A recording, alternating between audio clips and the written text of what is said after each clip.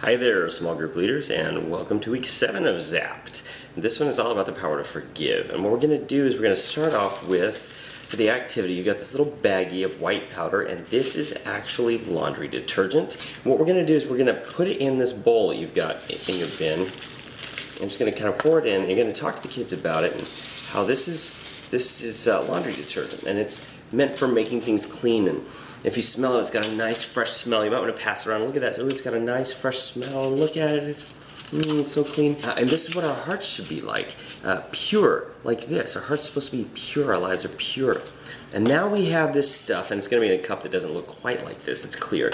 That's got vinegar in it. It doesn't smell good. It smells bitter, and that's what arguments are like. Or anytime there's conflict and we get we get upset at someone, that's what it's like. And we're going to talk about is how it just takes a little bit of this, and you got this spoon. You're not going to pour the whole thing in. You're just going to put a few drops in to this cleaning powder. We're going to show what that does, because what it does is it begins to foam up and it makes a huge mess, and that's exactly what it's like in our lives. It takes something that was pure and really good and it makes a big foamy grody mess. So when we don't forgive someone, it makes a mess. Now after we've got that, we've shown that foam and it's foaming up, we're going to let it sit for a while. And so this would be a good opportunity to move on to begin at least the prayer part. And this is where we're going to hand out index cards to the kids. Say, I want you to be thinking about someone that you've had an argument with, or someone that maybe you argue with a lot. I want you to either write their name or draw a picture of them on here. We're not going to show this to anybody else. So this is someone that you just have not forgiven, okay?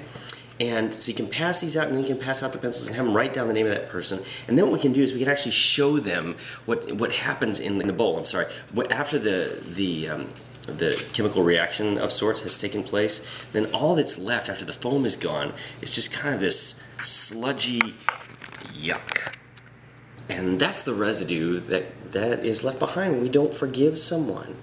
So we've got to forgive so we can get rid of that yuck. We're going to pray about the person who's on this card, pray about forgiving them, and we're going to fold up the card, and we're going to tear it, and then we're going to put it in the trash can, and we'll be done with it. Now, as a leader, the note for you is to take this bowl. Now, obviously, you're not going to have used all of the vinegar. Please save that, because the next group is going to need it. We've got 4 services all weekend long. We're going to be using this stuff.